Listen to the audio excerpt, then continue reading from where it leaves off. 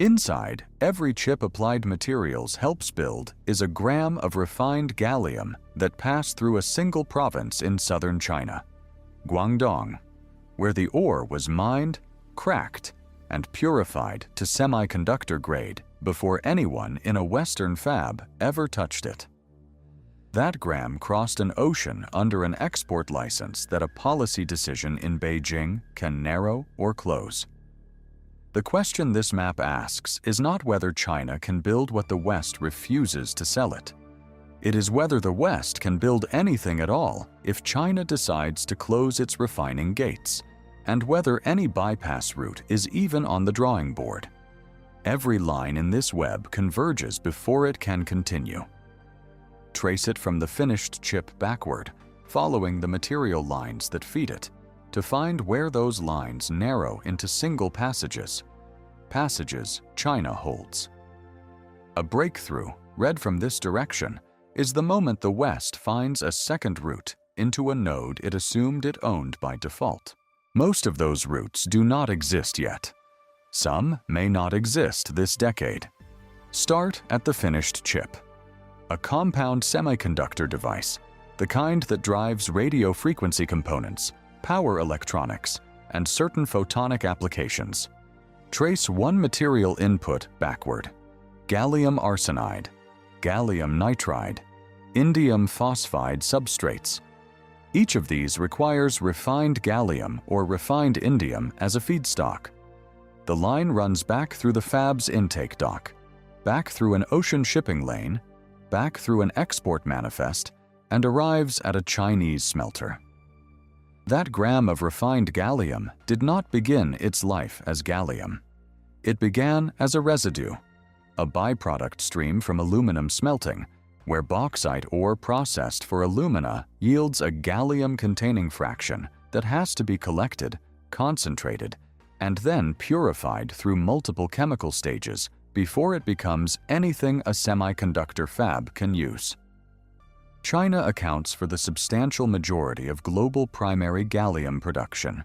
Reports from commodity analysts and the United States Geological Survey place China's share of refined gallium output at well above half of global supply, with some estimates ranging considerably higher.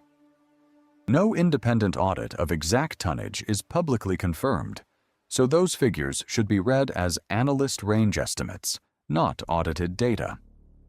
What is documented fact is this: in mid-2023, China announced export licensing requirements for gallium and germanium, two materials with direct chip-making applications.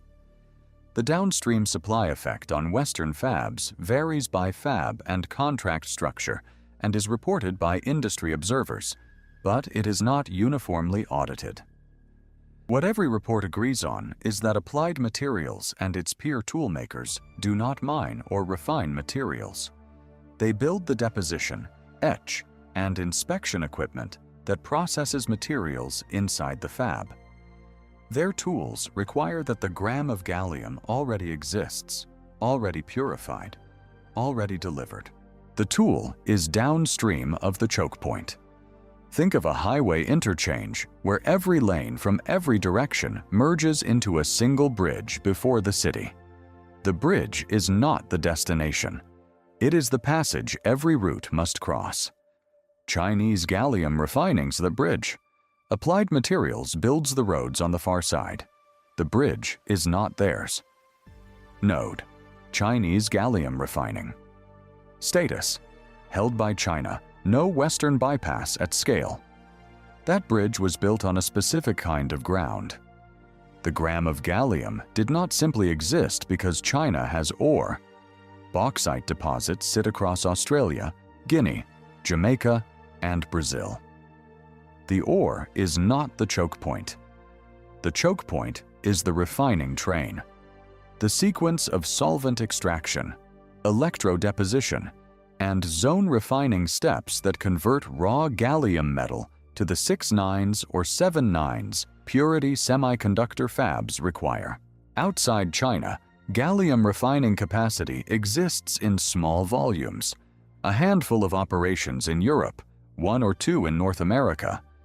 but their combined output is a fraction of what Chinese facilities produce. Reports from commodity analysts suggest Western refining capacity could not substitute for Chinese supply on a short timeline without significant new capital investment and years of ramp time. Several Western governments and the European Union have designated gallium a critical raw material and begun funding studies or pilot programs for expanded domestic refining. The United States Inflation Reduction Act and the European Union Critical Raw Materials Act. Both include provisions for securing upstream material supply, including refining capacity. These are enacted legislation, not proposals. Their translation into operational refining volume is a separate question entirely, and one where I want to be direct about what I see in the evidence. The West's problem is not ore scarcity. It is that refining is an industrial practice, not a formula, and industrial practices take 15 to 20 years to scale from pilot to reliable commercial volume. The bypass being built now is real infrastructure, but calling it a near-term solution overstates what it is. It is a foundation pour, not a building. Imagine a water treatment plant. The reservoir upstream, the raw ore, is large and accessible. But the treatment plant itself, with its specific filter stages, its chemical dosing systems, its quality testing loops, that is what converts reservoir water into drinking water. You cannot bypass the plant by pointing at the reservoir. The West has reservoirs. It has very few plants. Node: semiconductor-grade gallium refining capacity outside China. Status: held by China. Western bypass under construction, years from volume. Now follow a line that does not appear in any supply manifest. The gram of gallium at the center of this map has a purity certificate. That certificate is not just a number. It is the outcome of 8 or 9 purification stages whose specific process parameters Chinese producers have tuned over years of commercial operation. The question that emerges here is not whether a new refinery can be funded and built, but whether the people who can run it properly exist outside China in sufficient numbers and concentration. This is the process knowledge node, and it is the one I want to push back on my own earlier framing about. I said the choke point is refining capacity. Sitting with the evidence, I think the deeper choke point is tacit knowledge, the accumulated process intuition that cannot be transferred by publishing a flowchart. Capacity can be funded into existence faster than expertise. The know-how node may be harder to route around than the tonnage node. China's dominance in rare earth and specialty material refining is not simply a consequence of resource location. It reflects decades of deliberate industrial development, state support for materials science research, and the accumulation of workforce expertise in chemical processing. This is documented in policy histories and industry analyses, though precise metrics for know-how concentration are inherently qualitative. The rare earth processing chain offers a parallel.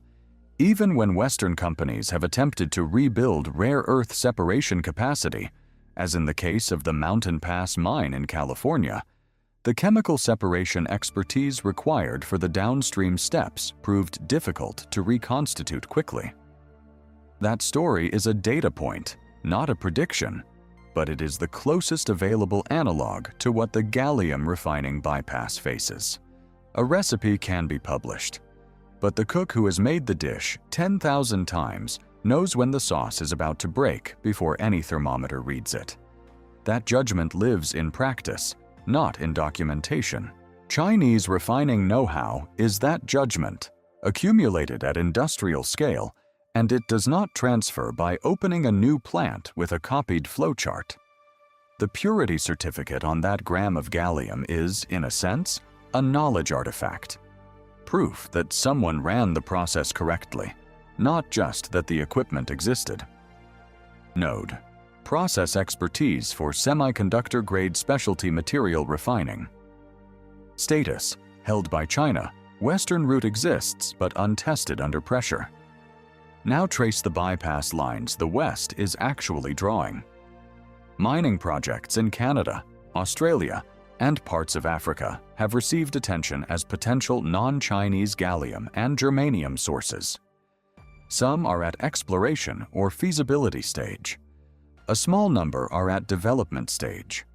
Independent confirmation of timeline to production volume varies by project and should be treated as company projections until externally audited. Several allied governments have begun stockpiling arrangements for critical materials, buying and holding inventory as a buffer against supply disruption. Stockpiling is a delay tactic, not a bypass. It extends the time available to build the refining chain without providing the chain itself. Applied Materials, in public filings and executive statements, has acknowledged supply chain diversification as a strategic priority.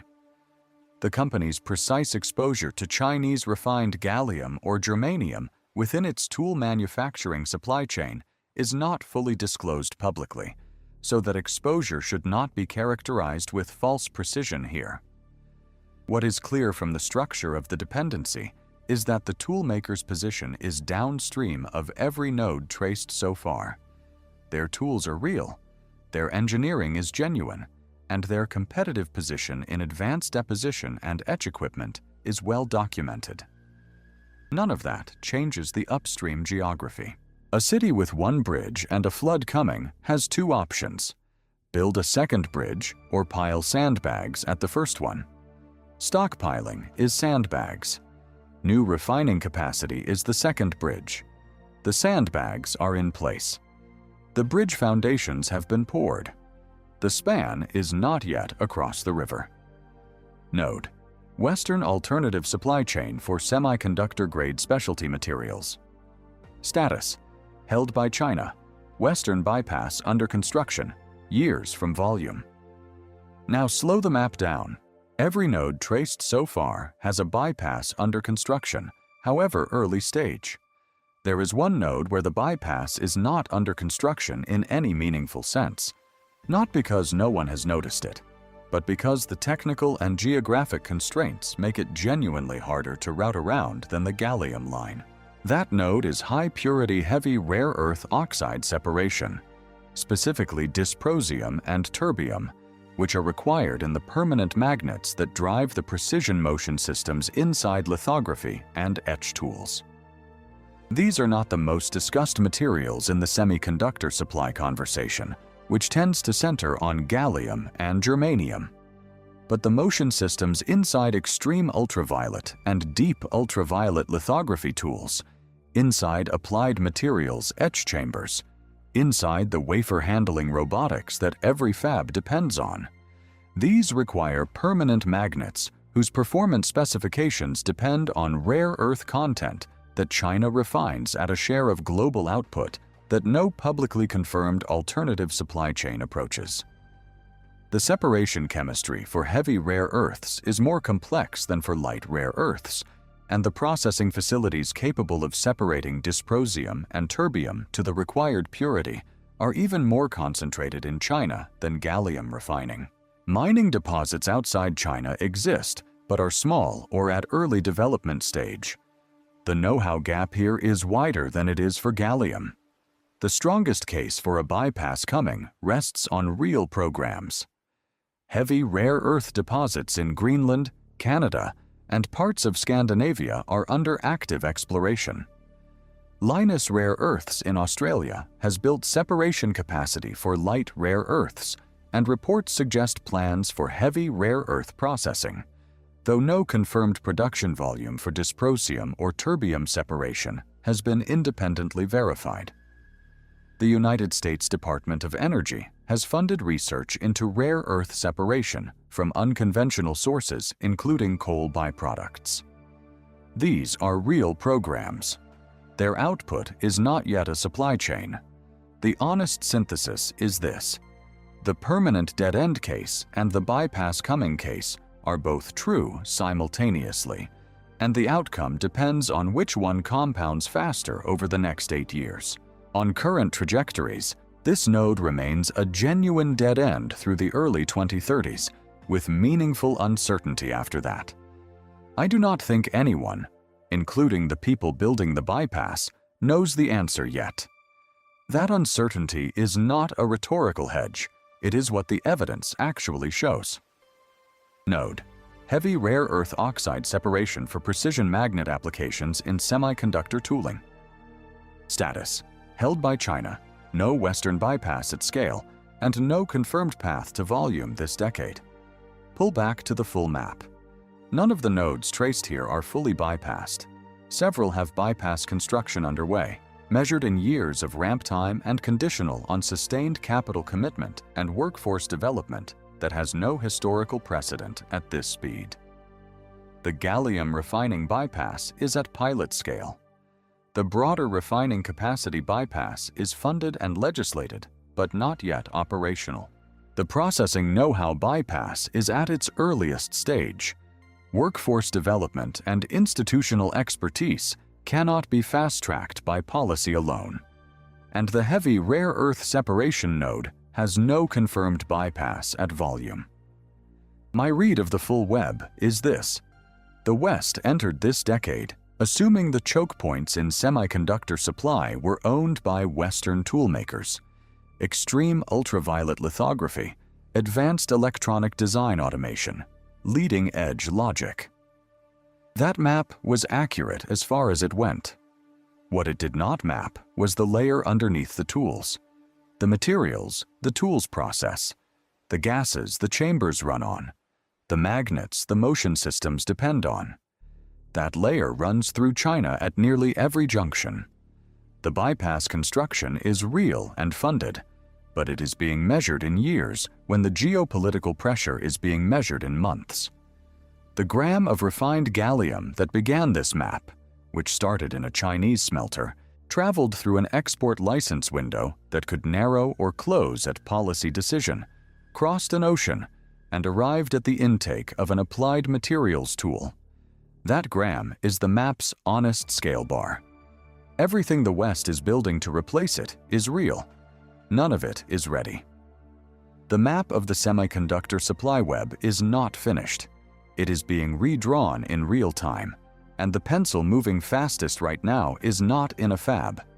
It is in a refinery in Guangdong. Which of these nodes do you think falls first? The gallium refining bypass, the heavy rare earth dead end, or the processing know-how gap? And what would it actually take to move that timeline? Put your read in the comments. If this map is the kind of explainer you want more of, tracing where the real dependencies sit, not just where the headlines point. Subscribe and turn on notifications, because the next segment of this web is already drawn.